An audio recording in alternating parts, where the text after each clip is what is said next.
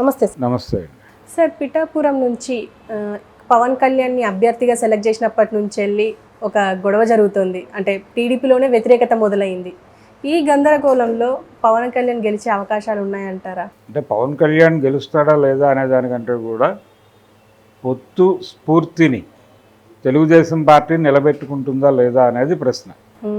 అంటే ఈ నియోజకవర్గాన్ని పవన్ కళ్యాణ్కి కేటాయించాలి అని నిర్ణయం తీసుకున్న తర్వాత తెలుగుదేశం శ్రేణులు మొత్తంగా కూడా పవన్ కళ్యాణ్ వెనకాల మోహరించాలి, నిలబడాలి. 2 జెండాలు అని చెప్పి ఒక పాట కూడా రిలీజ్ చేశారు. 2 జెండాలు అని జెండా పండగ అన్న పద్ధతిలోనే మొన్న మీటింగ్ కూడా జరిగింది. చంద్రబాబు, పవన్ కళ్యాణ్ వీళ్ళందరూ జెండాలు కలిపి ప్రదర్శించి ఒక స్ఫూర్తిని క్యాడర్లో నింపే ప్రయత్నం చేశారు. కానీ నిరసన అయితే వ్యక్తం అవుతోంది.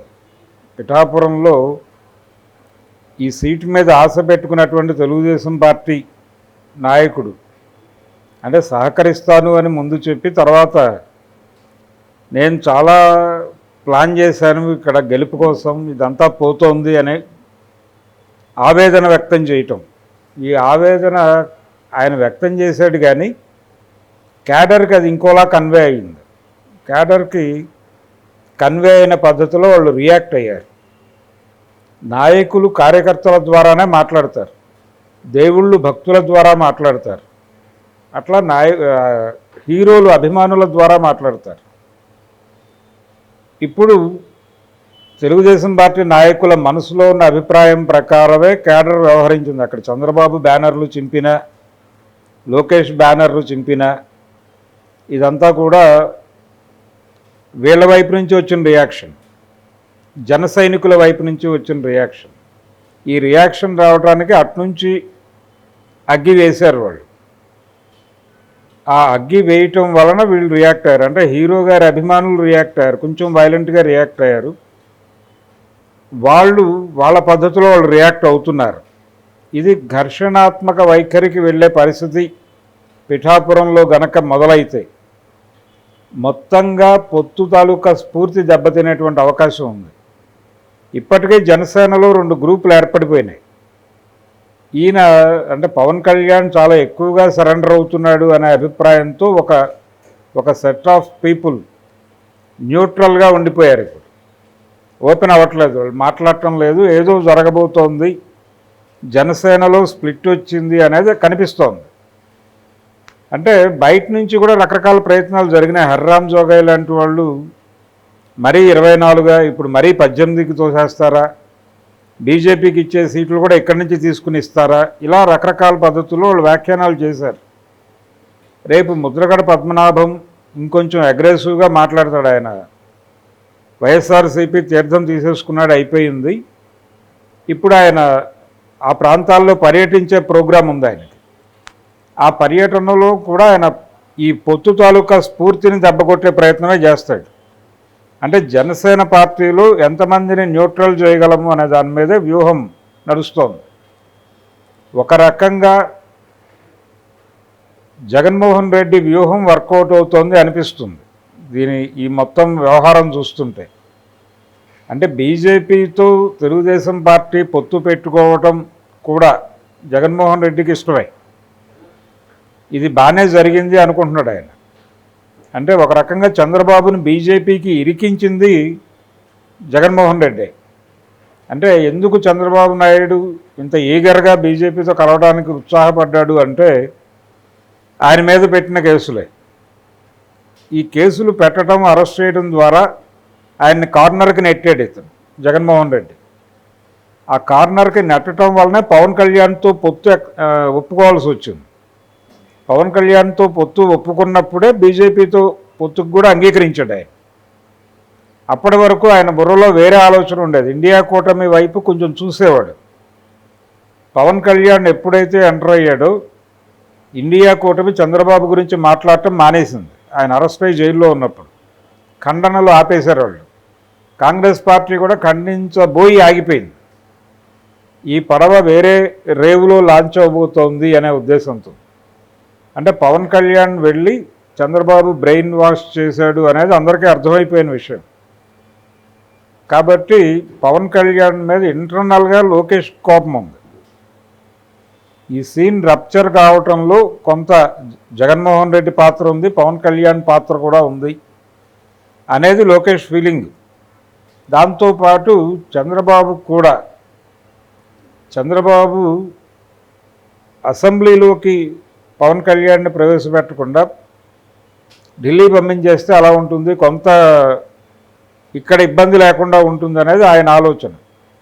లోపలికి వస్తే ఆయనకు ఉప ముఖ్యమంత్రి పదవి ఇవ్వాలి, తర్వాత ఆయన చాలా డిమాండ్లు పెడతాడు, ఆ డిమాండ్లకి అంగీకరిస్తూ ఉండాలి. కొంత ఆల్రెడీ బీజేపీ కూడా ఉంటుంది రేపు ఎలాగూ క్యాబినెట్లో. జనసేన నుంచి ఒకళ్ళిద్దరిని తీసుకోవడం వేరు, కానీ నేరుగా పవన్ కళ్యాణ్ ఉప ముఖ్యమంత్రిగా తీసుకోవడం వేరు. అందుకని పిఠాపురంలో ఆయన్ని నిలబెట్టి, ఆయన ఎలాగూ పెద్దలు అంటే బీజేపీ వాళ్ళనే ఆయన ఉద్దేశం పవన్ కళ్యాణ్. ఆయన ఎంపీగా కూడా పోటీ చేస్తాడు, ఎంపీగా పోటీ చేస్తూ అసెంబ్లీకి కూడా పోటీ చేస్తాడు, ఎమ్మెల్యేగా ఎంపీగా. రెండూ గెలవాలనేది ఆయన ప్రోగ్రాం.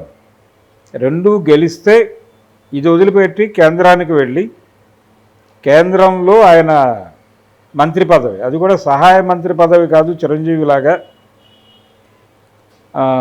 ఇండిపెండెంట్ పోర్ట్ఫోలియో తీసుకోవటం అనే ఆలోచనతో ఉన్నాడు పవన్ కళ్యాణ్ అనేది వాళ్ళు మాట్లాడుతున్నారు. జనసేన క్యాడర్ నుంచి వినిపిస్తున్న మాటే అది. దానికి వాళ్ళు నియోజకవర్గాలు వెతుకుతున్నారు. కాకినాడ బెటర్ అవుతుందా, మచిలీపట్నం బెటర్ అవుతుందా అనేది. కాకినాడే ఫైనల్ కావచ్చు అనే మాట వినిపిస్తోంది. బీజేపీ వాళ్ళు అడ్డుపడకపోతే అది జరుగుతుంది.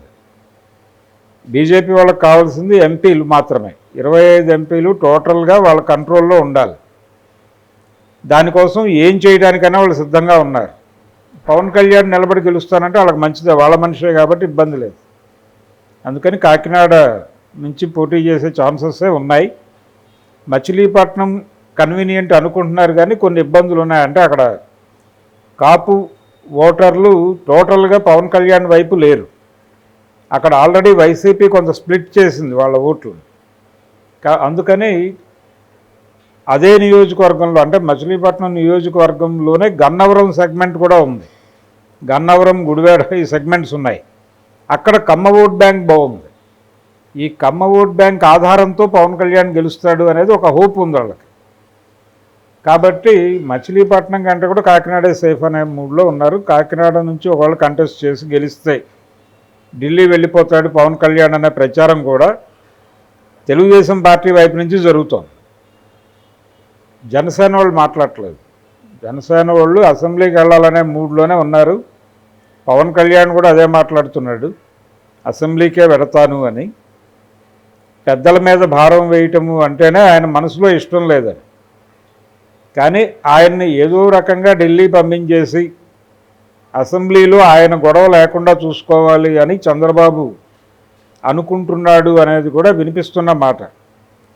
ఇక్కడ జనసేన వాళ్ళని రెచ్చగొట్టడం, తెలుగుదేశం వైపు నుంచి రెచ్చగొట్టే ప్రయత్నం పిఠాపురంలో జరగటం వెనకాల కూడా ఈ ఆలోచన ఉండొచ్చు. నిజానికి తెలుగుదేశం పార్టీ కింది స్థాయి కార్యకర్తల్ని పవన్ కళ్యాణ్ అట్రాక్ట్ చేయగలిగాడు.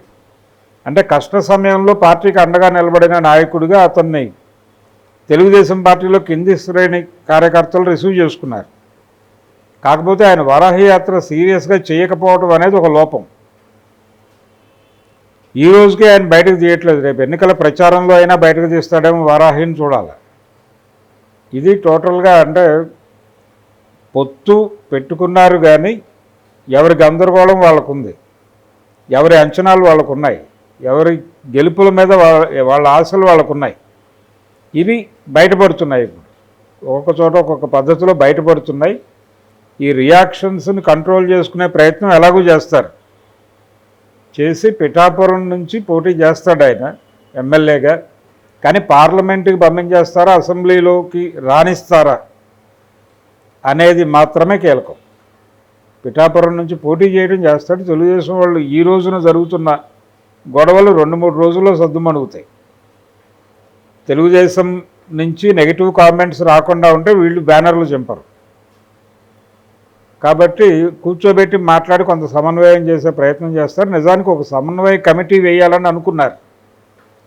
రెండు పార్టీల నాయకులతోనూ అన్ని జిల్లాల్లోనూ ఒక సమన్వయ కమిటీ వేసి ఆ సమన్వయ కమిటీ ఆధ్వర్యంలో ప్రచారం కానీ ఎన్నికల సరళి మొత్తం కూడా సమన్వయ కమిటీల ఆధ్వర్యంలో జరగాలని పవన్ కళ్యాణ్ ప్రతిపాదించాడు. అది జరుగుతుంది అలాగే. కాబట్టి ఈరోజు జరిగిన గొడవలు రిపీట్ అవుతాయని అనుకోనక్కర్లేదు. Okay sir, thank you. Thank you.